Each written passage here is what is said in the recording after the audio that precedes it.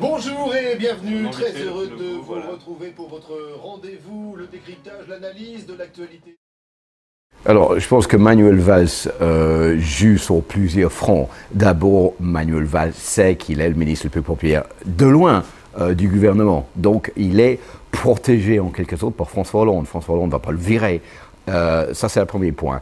Deuxième chose, Manuel Valls joue pour lui-même, parce qu'il est ministre de l'Intérieur, mais il rêve aussi, et il sait très bien qu'il y aura un remaniement ministériel après les municipales l'année prochaine, il rêve aussi de devenir Premier ministre. Donc il roule pour lui. Ça c'est un premier point. Sur l'histoire des Roms, je pense que Manuel Valls dit tout haut ce que beaucoup de gens pensent tout bas, c'est-à-dire que c'est un problème grandissant, il faut le prendre à bras le corps, il faut trouver une solution au problème des Roms en France, mais ce n'est pas un problème uniquement français, c'est un problème européen.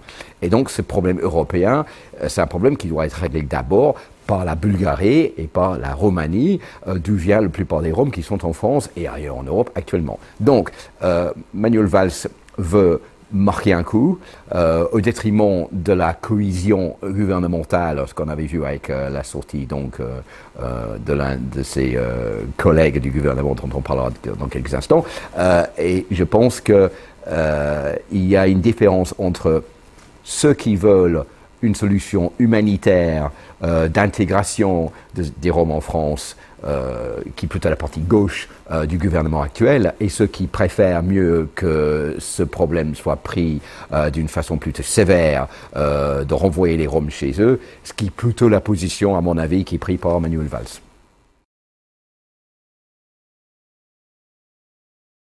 Non, c'est pas le pire parti d'Europe, mais je dirais que c'est l'un des partis le moins bien organisé, surtout en France. Je ne sais pas pourquoi, mais les Verts n'arrivent pas à se retrouver ensemble pour forger une politique commune. Donc, Cécile Duflot, qu'est-ce qu'elle fait? Bon, elle va retoquer avec une phrase vraiment à la limite du supportable vis-à-vis d'un collègue dans le gouvernement. Ce qui est marrant dans cette histoire, c'est qu'on a d'un côté le ministre le plus populaire du gouvernement, donc c'est Manuel Valls. De l'autre côté, la tête de liste, si vous voulez, des Verts, de Europe Écologie Les Verts, qui est le parti principal de coalition avec les socialistes dans ce gouvernement, et donc un clash entre les deux principaux partis membres de ce gouvernement. Donc ça c'est une chose, mais elle a quand même dépasser la ligne rouge en ce qui concerne le pacte républicain, donc c'est tout ce qui représente la politique de gauche en France, mais elle sait très bien qu'elle est invirable de la part de François Hollande, parce que François Hollande a besoin d'elle. Et je pense aussi, il y a une autre raison pour qu'elle a fait cette remarque cette semaine, c'est parce que elle veut en quelque part exporter le problème des Verts sur la scène publique, dans le gouvernement, et pour ne pas faire parler d'elle sur le problème des Verts, elle revient sur le problème des Roms et elle attaque Manuel Valls sur ce problème.